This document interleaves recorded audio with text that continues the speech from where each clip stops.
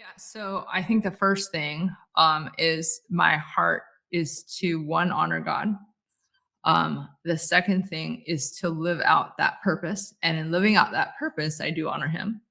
And then the third thing is, God gave me 8 kids, and then on top of that, 7 kids for a reason. And that is because I understand in knowing my purpose, I also understand the importance of legacy. And so those are the Mm, big 3 things that really help me navigate yeah, to protecting my time, to protecting, my yeses. And so there's a lot of things that I just realized, I don't want to waste time doing this or that. I mean, I had a shopping addiction for a long time because I mm, didn't know my purpose.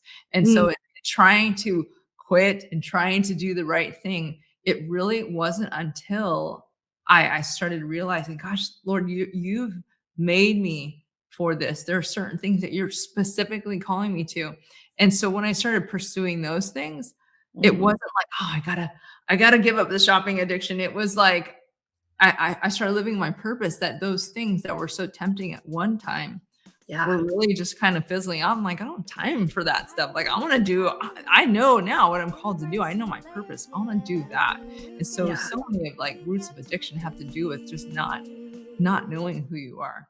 So, Hello, welcome to the Field Podcast today. I'm your host, Melissa Crook. I've got a new friend here with me today. Eileen Noyes is here with me today, and Eileen and I connected via email and our contact form, and she has a fascinating background and story that is going to give you so much to think about, so many connectable, relatable points, but also some, points that are like, oh, what's it like to live like that? Oh gosh, mhm. that's the stuff you don't hear about. I mean, there's a lot of that happening within her story.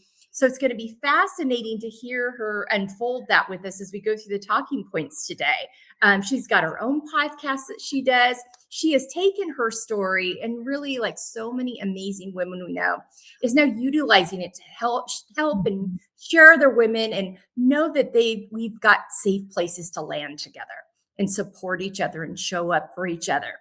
But to start out, Eileen describes herself as patient, flexible, encouraging go-getter. And this will all come out very succinctly as we have this conversation today and you learn more about her.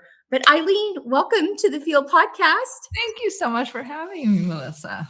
I'm so glad to have you. All right. We are recording here. This is going to release when it's nice and sunny and warm, but we're recording here in the California's version of the winter time. We're both in California at different spots.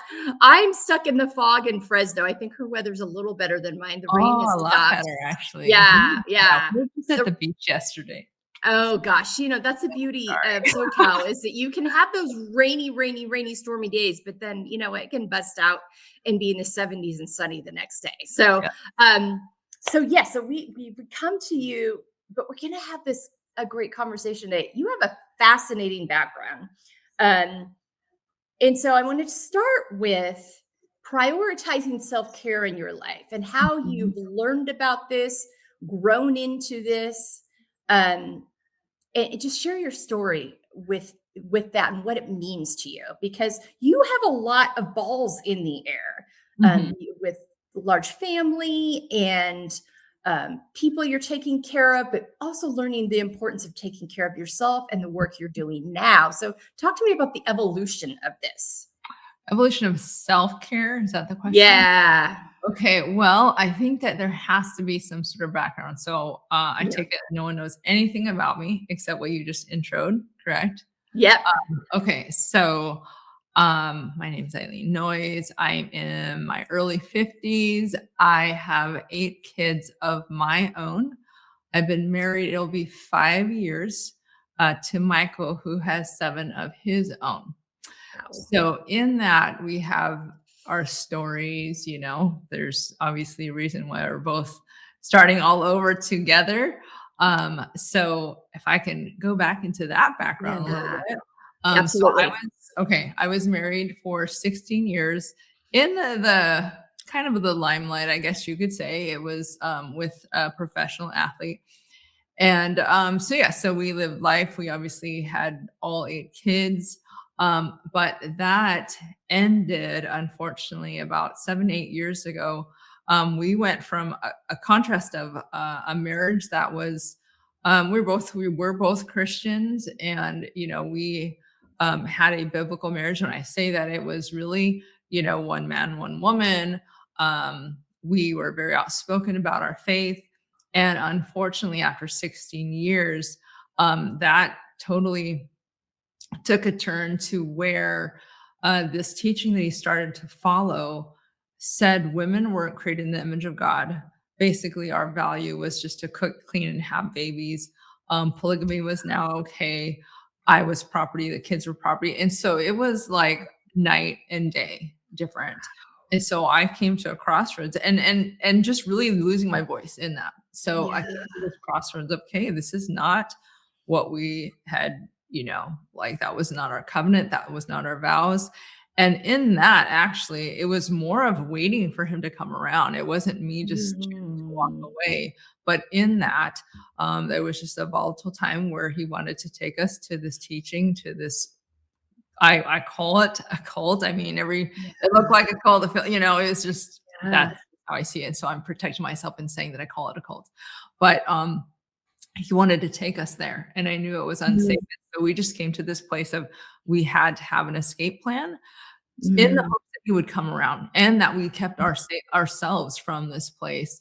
And Yeah. so, long story short, he is still following that thing. And he did walk away from us. And so it just turned into a divorce, to me starting all over with the kids.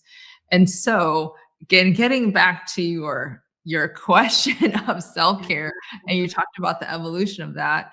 I mean, my first self-care had to be, okay, who am I?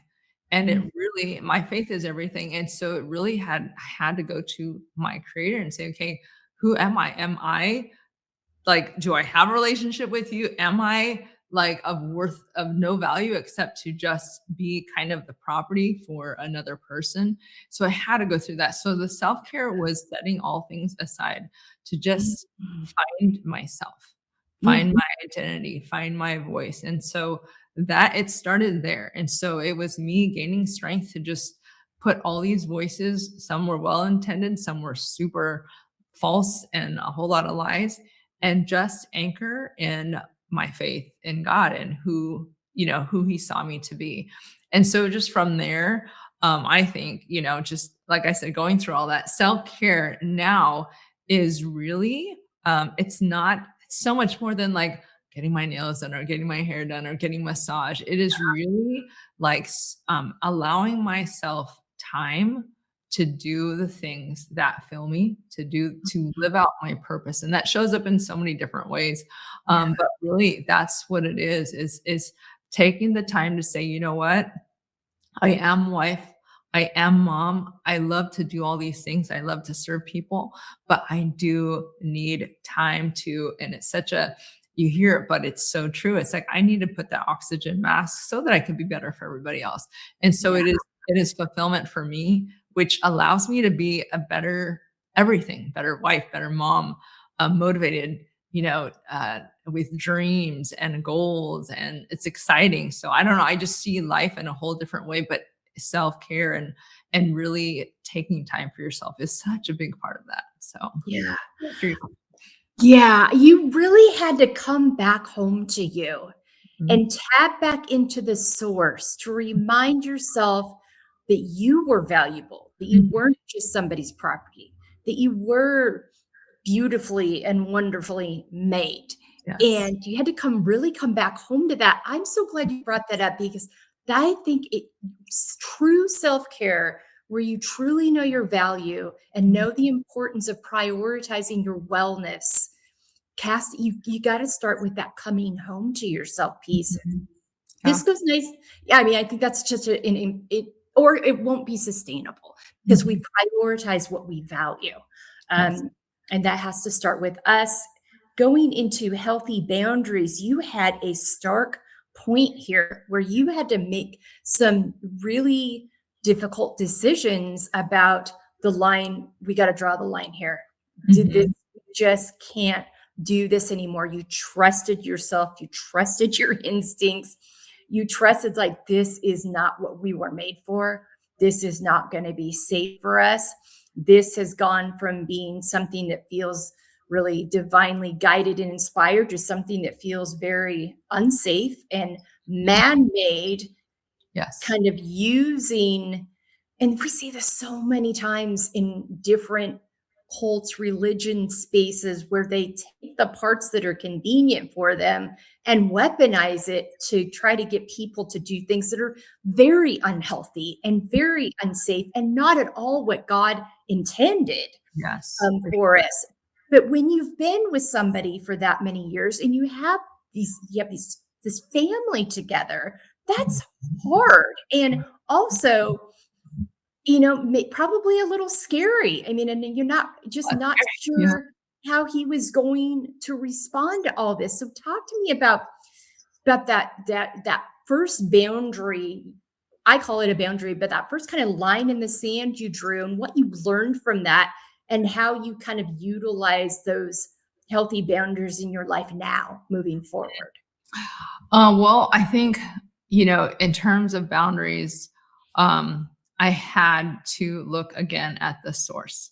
And so Yeah. when I say that, I'm talking about, I didn't have healthy boundaries at that time. Yeah. I had me just being told, and it didn't start out like this, but after a while being told, you're supposed to basically be a clone of me. I was told I was not submissive, I was rebellious. And so that took away my hope, it took away my joy. And Yeah. um in that, two things I had to do was I had to finally let someone in. And in Mm, that type of dynamics, because of who he was and because of that limelight, I didn't tell anybody for a long time. And not that I wanted to put up this like face or this image that we had it all together. I just didn't know where to go, where to turn, because one, who is going to understand? And two, I don't want all this out and open. Like, I'm real and I'm an open book, but this does not to be a spectacle that everybody can critique and judge and do all these things. And so one, I had to tell people. And then two, it was just, I just had to say, okay, again, what is my anchor? What's my structure? What's my guidelines? And so to answer your question, the boundary, the hard boundary was this. And I wouldn't even say it was totally the healthiest, because I was at this place where it was like, you know what? If I have to endure, I just want my kids to be okay. And so I would have, mm, like, if I didn't have kids, it would have been, I probably would have endured more. And so I say that's not healthy, but that sure. was the thing that was like, okay, God, like, I want to protect my kids. And so in that, as I'm like focusing on the kids and protecting them, the one thing, and God knows me, is I needed a for sure. Like, I just needed something solid. And he knows me that I look to his word. And so, one thing that in the Bible it says is, you're to submit to your husband as unto the Lord. And I had to learn that. And so a lot of it, like I said, I admit there was some skewing in there. But the one thing that, as he knew that I was anchored on that, was I saw that what he was doing was no longer as unto the Lord. And so in that, I was Mm, like, "Okay, I'm submitting." Like, I remember for a long period of time where I'm like, "Well, God, he's trying to do this for you, so I have to submit." But there was a point where I was like, "Okay, this is off. This is off. This is not the biblical, this is not the biblical Jesus. This is." And so that was where I was, that was the hard line. mm, Okay, he is no longer submitting to God, and I'm no longer submitting to him as unto you. All right, that's the yeah, hard stop for me, as well as, again, for the kids. It was, I need to protect them. Things were not yeah, healthy. It went from healthy to very unhealthy, and so I had to protect the kids. But yeah, for me, it was just, that's for me, it was so important to have the truth of his word. Not, like, yeah, again, not people, not pastors, not teachers, not my friends. And like I said, they're all well-intended, Yeah. but it's like I had to come to this place of going, God, I need to hear your voice Yeah. above everything else. Yeah. So All the noise. Yeah, mhm, and I think an important thing too about submission to understand is it is a giving to, it's not a giving up. mhm, So I mhm, think that that's a very misunderstood yeah, notion. And when you're being asked to give up, which mhm, is really give up your voice, give up your own thoughts, of all those things, there becomes a line. I like, no, this is not of God anymore. no, Yes, and no matter what it is my husband is telling me, I recognize this and the clarity that you got on that. I think that's such an important piece too. And something for us to remember, it can be really easy to get in all walks of life. It can be so easy to get distracted by the noise. And yes, we start treating the noise as truth instead of so parsing out and really breaking down what's true here. mhm, What mhm, I'm hearing and being told is true, but what's actually true? And let's yeah. get back home to that. Thank you so much for that. Talk to me about the emotional, mental, physical, spiritual health connections you have learned about in navigating this, because these kinds of stressors, you start out your life, you're in this limelight, which living in a professional athlete limelight is a little wild. I mean, I myself haven't lived it, but my husband played college baseball with people that became well-known MLB players and had families. And so we've been able to kind of watch it from afar. And we've had a few friends that were NFL football players as well. And so we've gotten to watch it from one seat away. It gets a little wild. It gets a little unhinged there. And there's things that people think they know about it. And there's this whole other story behind it. Then you craft out this life together. But through all of this takes a toll Mhm. on you, not just physically, not just mentally and emotionally, but physically. It's all connected. And then this whole experience you've gone through, and then this kind of discovering of yourself and kind of being able to start anew in this. It's not a new relationship anymore. You've been together for 5 years, but talk to me Mhm. about kind of that emotional, mental, physical health journey as you've traversed all of this. I can pretty much summarize it in last year. Okay. So, Okay. so in the beginning, so this time last year, I remember. So here I'm writing. I wrote a book. I wrote the second book. I'm starting my third book. I am already in the podcast space, and in the beginning of the year, I felt like, well, I wanted to get into more of the coaching and the mentoring and the Yeah. speaking. And so I just remember thinking, okay, like I'm trying to get things going. And I felt like God was saying healing and freedom, healing and freedom. That was the beginning of the year. Mm. And so I remember thinking, okay, all right, I feel that I'm about to go through something. And so that's one area that was huge, is I knew that there was going to be some healing, that even Mhm. though as much as I felt like I had gone through, there Yeah. was such a big part. And so I think it was like April of last year, I was part of this thing, still part of it, a community called Rise Up Queens. And so Mm. they have this second event. It's called Deeper.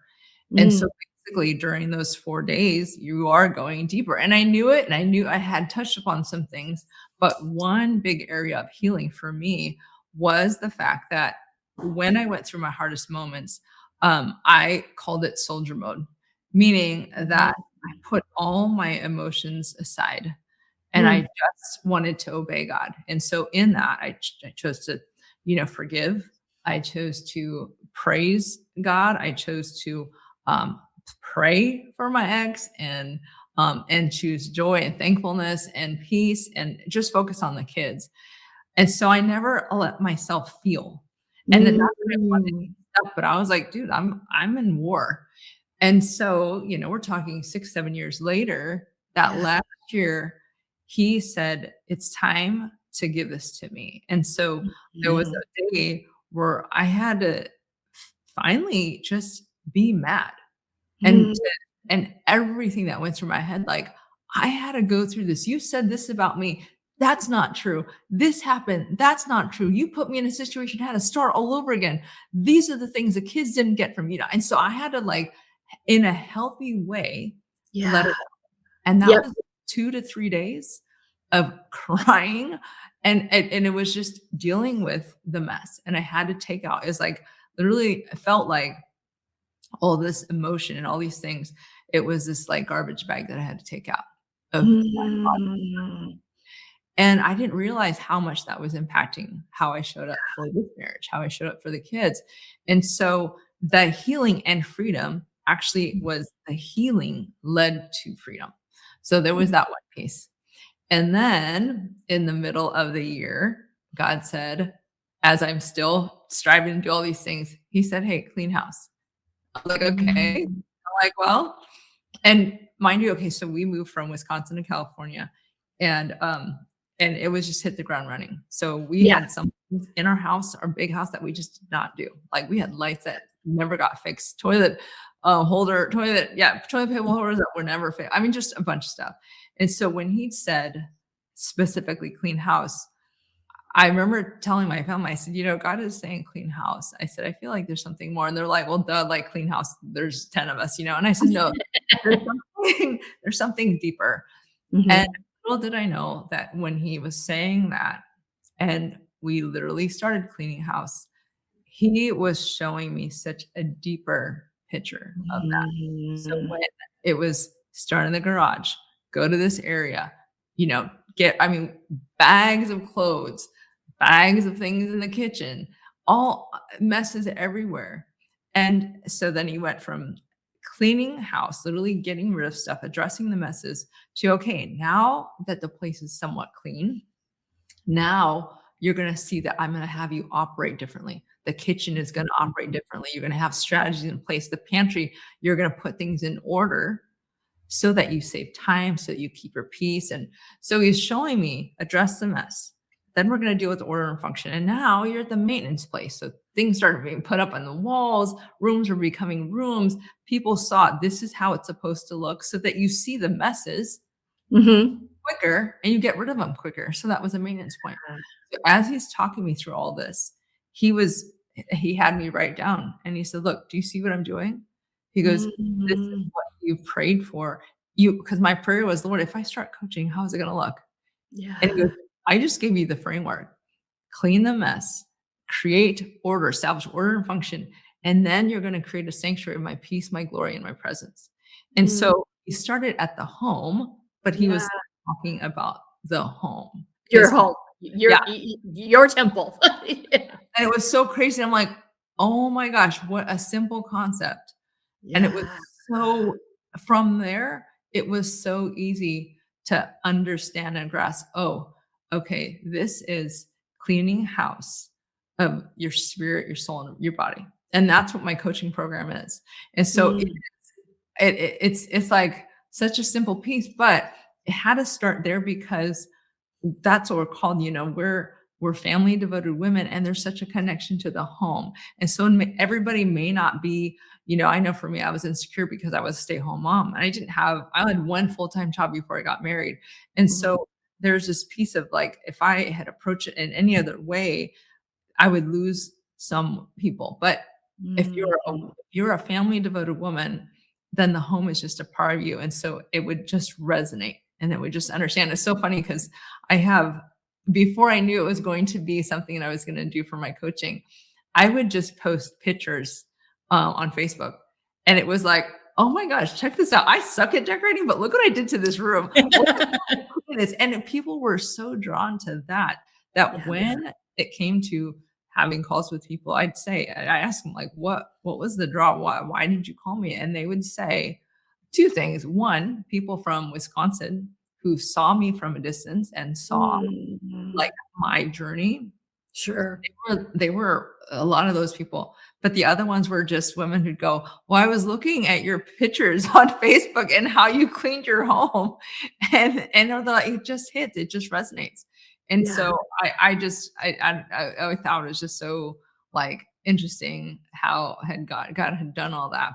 And I don't remember what your question is, but I know someone answered Yeah, it. well, it's that you answered it. It's that mental, emotional, physical health Yeah. connection, but that metaphor, you hit so many important things that sometimes we get so focused on, I need to be joyful, I need to be grateful, that we lose sight of. In order to do that authentically, you've got to clean up your messes. You've Yes. got to allow yourself to feel. You've Mhm. got to take out the garbage and let it process and move through so that you can feel those things authentically. And Mhm. then you have a framework. I mean, I call this a feel framework. These questions we're walking through. You've got a framework that you take yourself through, that you take others through, that helps keep things in alignment. So when you feel that things are getting a little messy, a little out of alignment, a little angsty, you're like, oh, wait a minute, I've got those tools and resources already that you had to go. But it starts with you. The beautiful Yes. part, you started with you. It has to start with you. We can talk about these things, but if we don't start with ourselves,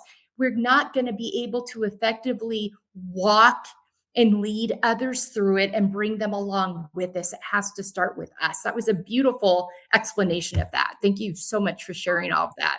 Yes. Good. Um, yeah, no, that was perfect. So this really goes nicely into the coaching, the books, the podcast. You've really taken these resources.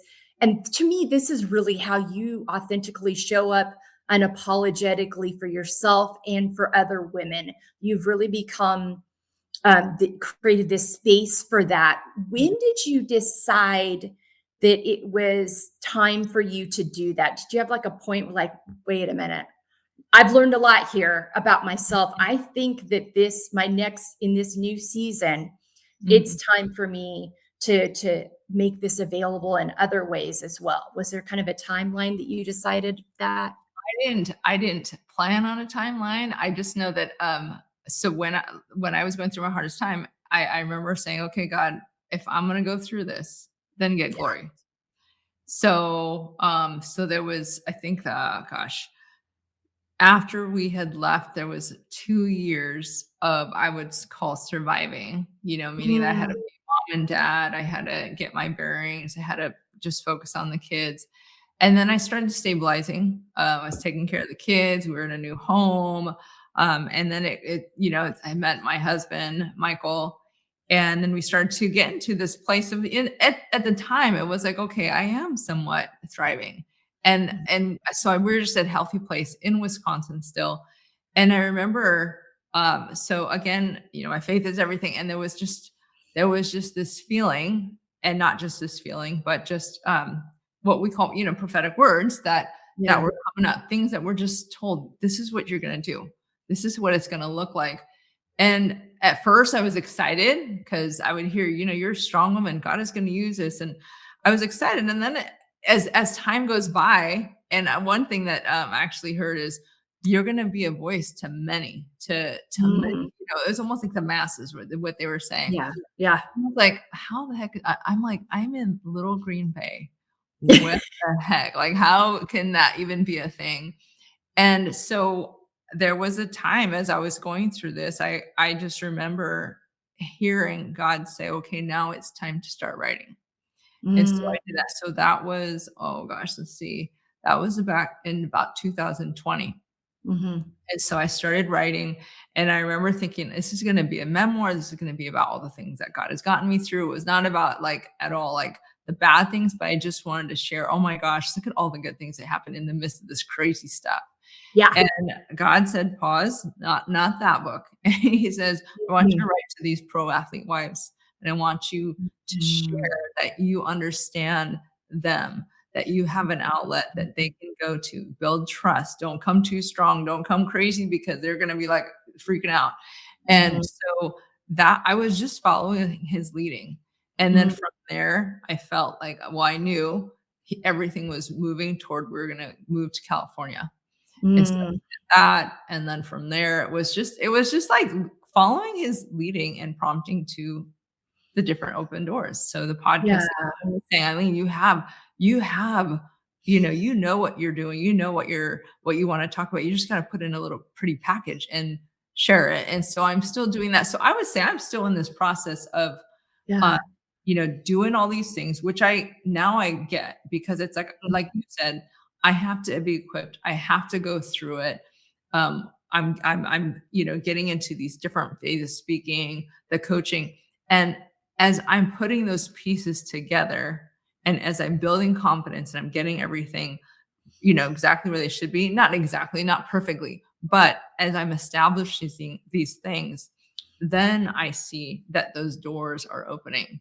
And so Mm, not have ever been like, if it was me, I would have done it a long time ago. And thank God it's not me because, for example, like writing a book, I was on track. I think I was like, I just remember totally being on track. And then we moved here yeah. with a pause for a long time.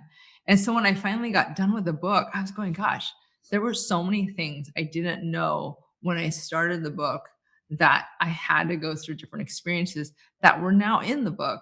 And so if I had gone for my Mm, own timing, there would have been a whole lot of wisdom and a whole lot of different nuggets that wouldn't be in there. yeah. So yeah. So thank God it's not me. But you also were willing to trust that and listen and adjust, because sometimes we get stuck on well, I got to do this. I got to Mhm. do, and so just being willing to shift and adjust, I think is a powerful thing too. So important for that. Thank you so much for that. And we'll give you a chance to share where women can find all those resources that you're talking about at the end. It'll be on our website as well. So more to come on that. But your why and your values are very squarely in the guide everything that you do. And that is such an important compass for you because you're a busy woman. You've got a large family at different ages. You're doing all these different things. You're married. You've got a lot happening. So talk to me about your why and your values and how they inform what you say yes to, what you say no to. This is really tightly connected with our boundaries and Yeah. just knowing what's forming what, because there's going to be a lot of good things out there. And Yeah. sometimes it can be, well, it's a good thing. So, and it's like, not all good things are for us all the time at the same time. So talk Yes. to me about kind of how your why and your values inform those decision-making processes. Yeah. So I think the first thing is my heart is to one, honor God. The second thing is to live out that purpose. And in living out that purpose, I do honor him. And then the third thing is, God gave me 8 kids and then on top of that, 7 kids for a reason. And that is because I understand in knowing my purpose, I also understand the importance of legacy. And so those are the Mm, big 3 things that really help me navigate yeah. to protecting my time, to protecting, my yeses.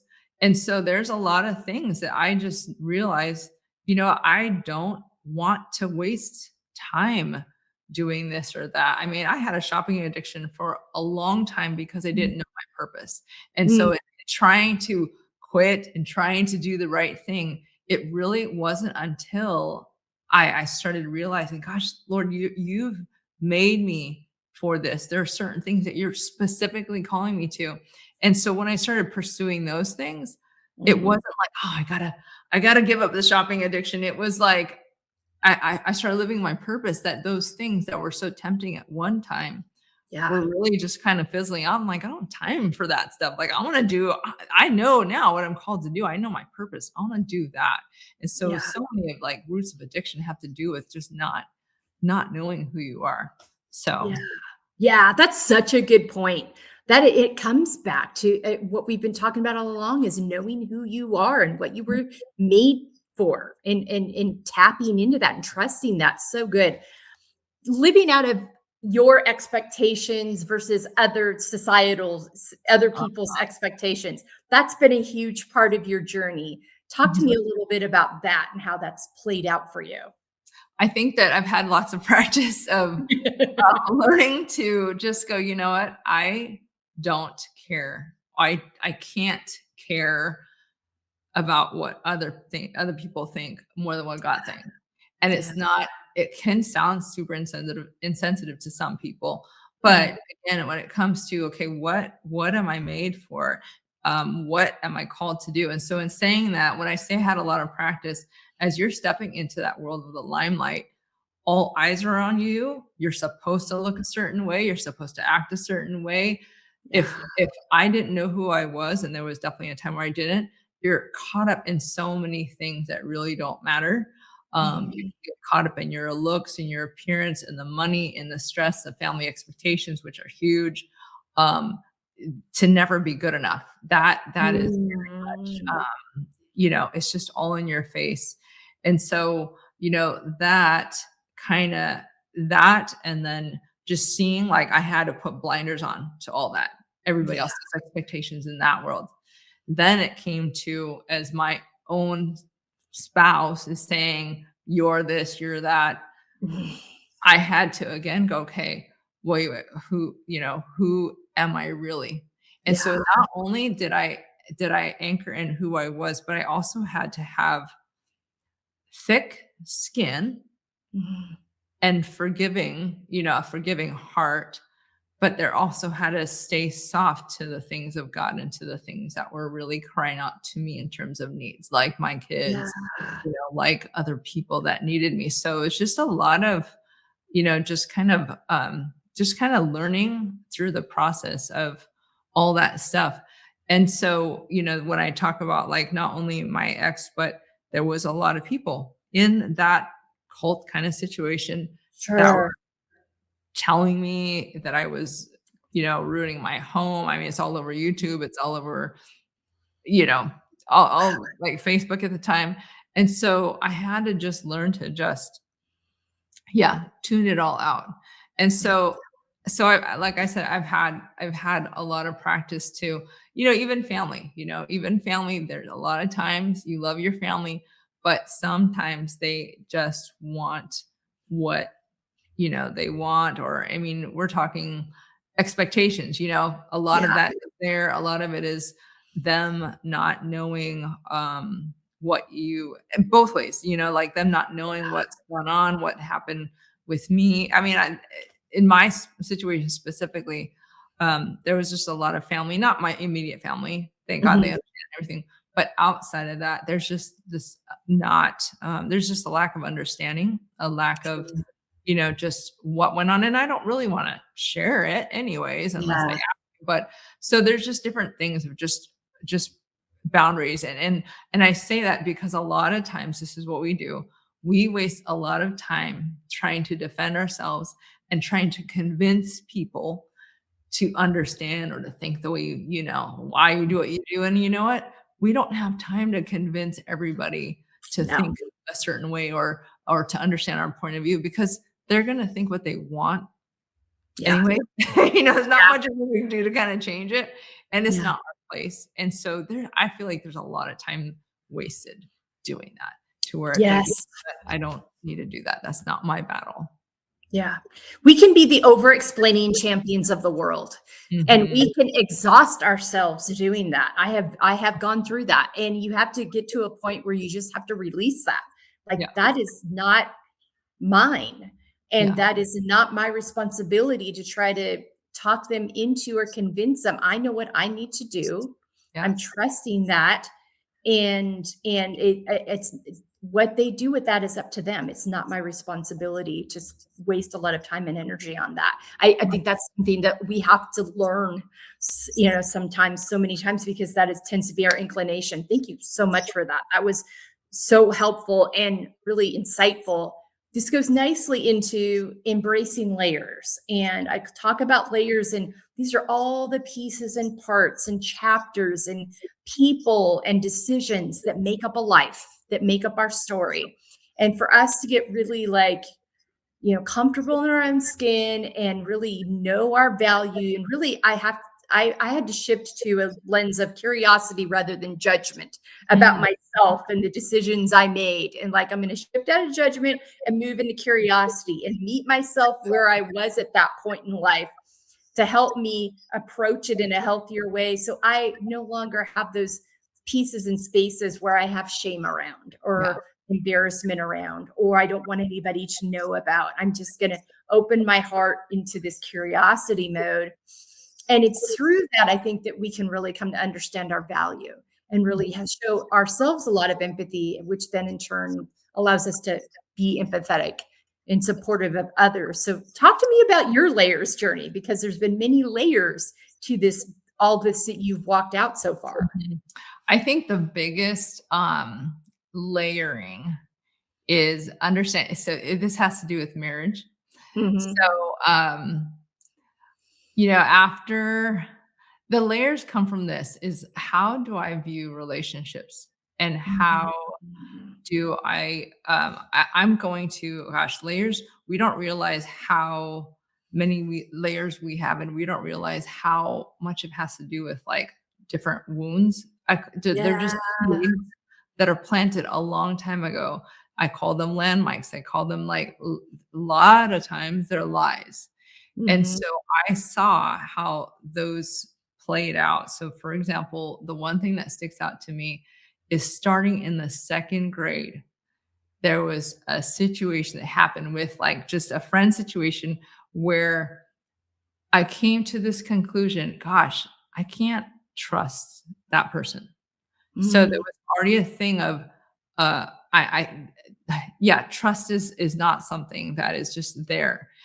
There was something also that happened around that time frame was, my very good she was like my best friend when we were little. I remember we met in carts. We were both in our grocery like, parents' grocery carts, and, we just had a friendship that developed, and our fathers worked together, Mhm. and then there was a fallout with them. And Mhm. so there was something about because of our parents that were fighting that messed up our relationship. And so the one safe place that I had was taken from me.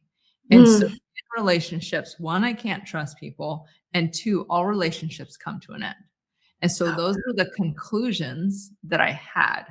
And so I walked through life like that. I walked through life of, okay, well, you know what? I can't trust. I mean, that for that person who at second grade, it was over and over and over again a confirmation.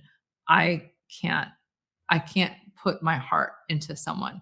And Mhm. so that, if you can see, I look at like different people in my life, it was just confirmation to Yeah. the point of even with my ex, that the one person who you think you're in it for life was betrayal. So even Mhm. going deeper into that layer, I came to this place and I didn't realize it until last year when I went through that healing thing I just told you about. Yeah. I remember being in a marriage conference with my husband, Michael, and I said, I'm realizing I'm putting no stock into this marriage. I mean, how can you imagine hearing that?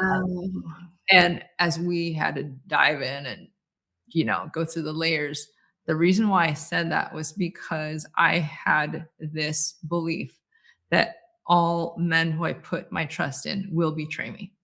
Wow. So that's how deep it was. And so in this process of coming to that specific of a statement of a belief, I had to find ways to combat that. I had to say, okay, this is my belief. Wait, where is that not true? So I had to seek out and go, okay, so they were asking me a question, well, is there anybody that doesn't fit that description? And I had to think and I'm like, well, my boys, and I have 7 of them. I'm like, okay, there. And it took a little bit, but all it took was just 1, 2, 3 to go, okay, that's not true. Like, I Mhm. remember, okay, so it was my kids, and there was a guy who actually was the one who, shared his faith with me, which is why I'm the way I am, and he's like my brother. And so I'm like, "No, okay, yeah, he's been there through thick and thin." That shatters the whole thing to where it opened up space for me to go, I can trust my husband. That is not true. That and so it was just, yeah, that was a big layering piece. And so, for me to shatter that, I still have to I still have to speak it. I still have to, have this new belief that I can trust people, I can trust my husband. Now I have to find, it's like they describe it as like a table. So my table is that belief. Well, I have to find legs to support that.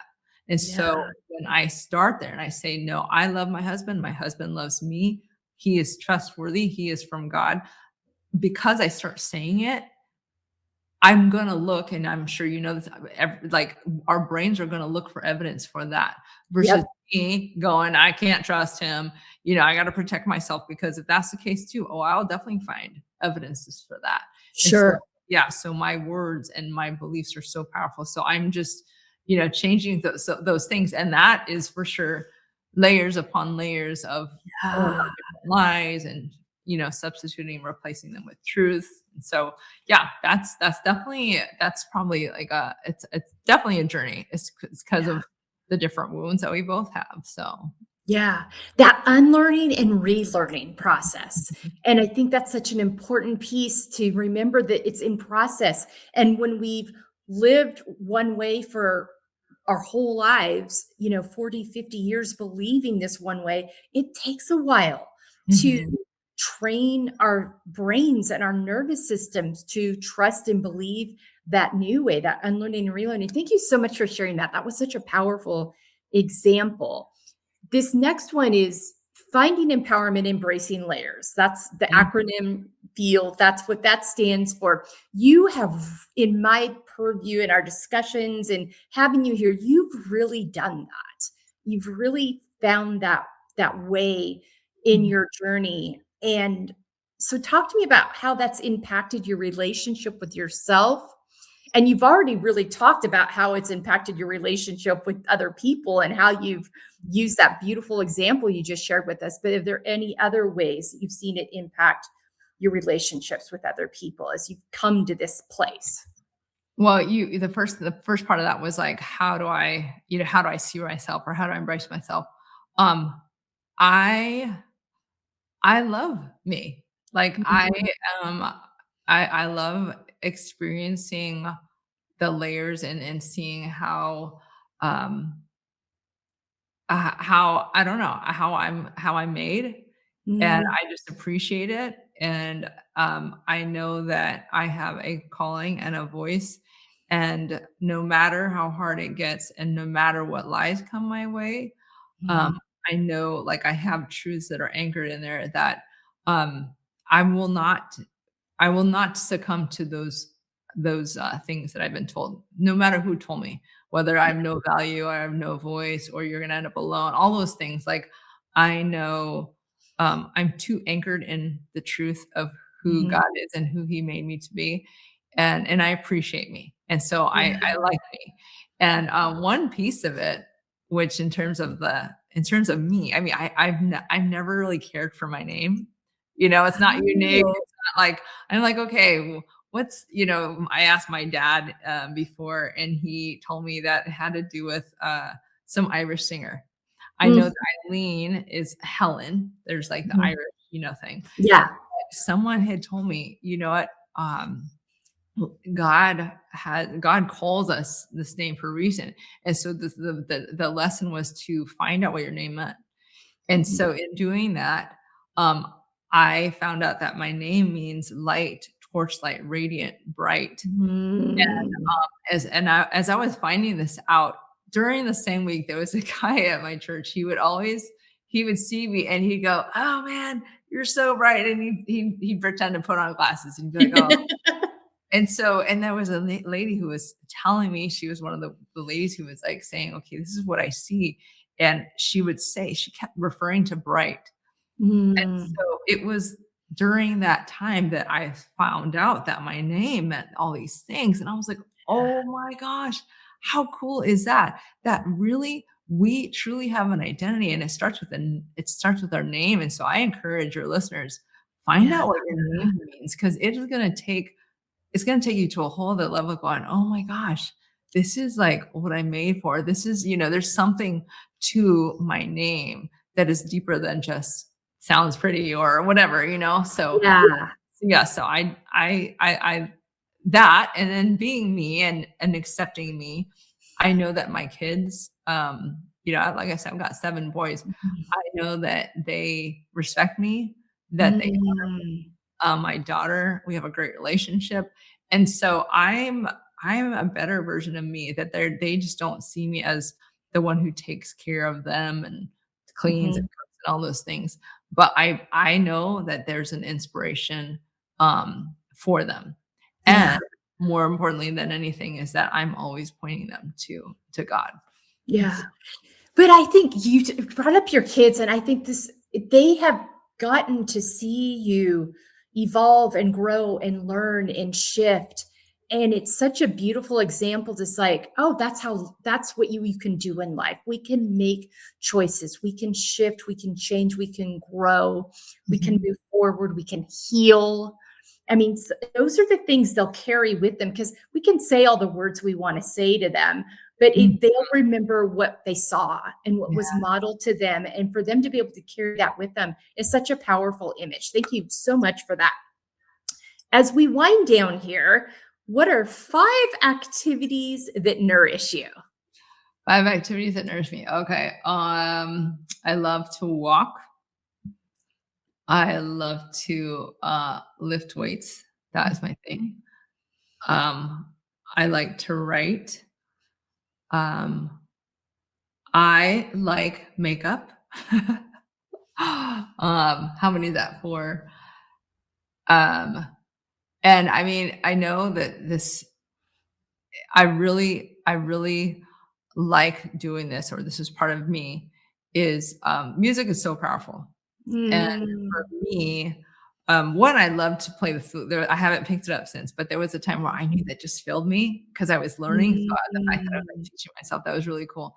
But I do say listening to music, and more specifically, listening to worship music, mhm. is because sometimes it pulls out of me like the things that I can't sometimes convey in words. And so I Yeah, find that music is what it brings out of me, whether in tears or in dancing or in prayer, the things that sometimes I can't, like, if I didn't have it, I wouldn't know how to let it out yeah, myself. And so music is kind of the help that that I need to just allow, like, my emotions and my feelings and my confirmations, like the things that it's like it has a way of just pulling out of me what I may not have been able to do without it. yeah, yeah. It's such a powerful mechanism. And we think about how many memories we have in our lives tied to a song. Mhm. I mean, I think it's such a powerful healer, reminder, support. Again, and it just sometimes just gives you words and thoughts and emotions that I needed that. I needed to tap Yeah. into that. Helped me do that. Yeah. Thank you so much. That's so good. I'll have a powerful connection to music as well. I can really relate to that. 5 words on how you want to feel the next 6 months. Let's see. Okay, this is gonna take a little more thought.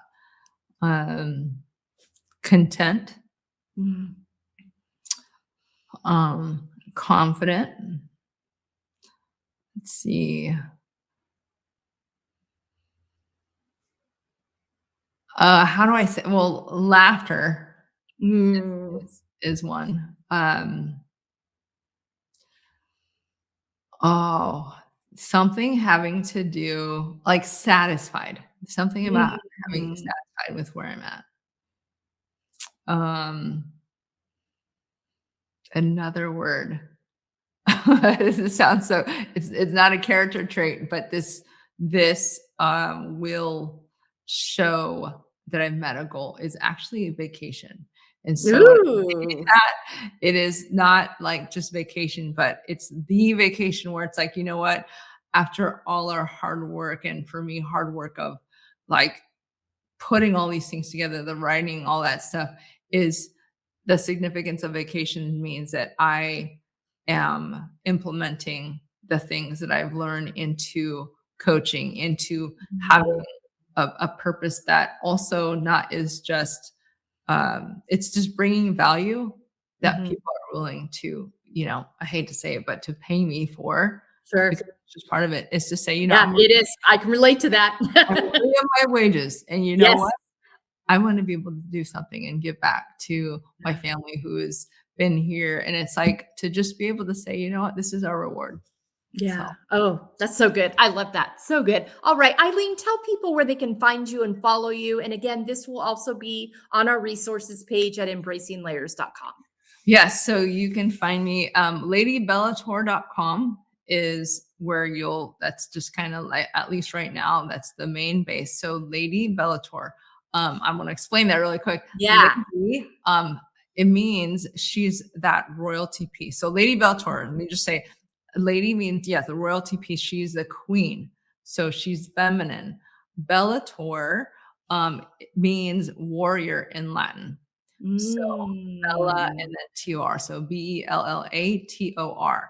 And so she's both. So that's where I've gotten this name, Lady Bellator. And then you'll be able to see more. I mean, it's like I just explained it in just a few short words, but man, what she is and the expansion of who she is, it's so much deeper. Mm. So that's where you can find me, Eileen Noyes, Facebook, Instagram. The Unsidelined Life is my podcast. Mhm. And then the books are all on Yeah.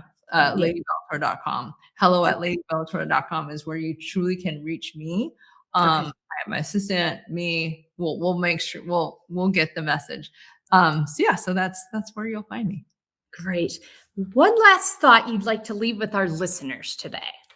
You are more than what you realize. And someone needs you. That's so good. Oh my gosh. Eileen, thank you so much for your time today for this conversation. So much wisdom in it, so many resources. Ladies, go check out those resources, share them with a friend. You just never know who needs to hear these things. And I'm going to kind of really in congruence with what Eileen just said. You're worthy, you're valuable, and you get to choose. And that includes choosing you.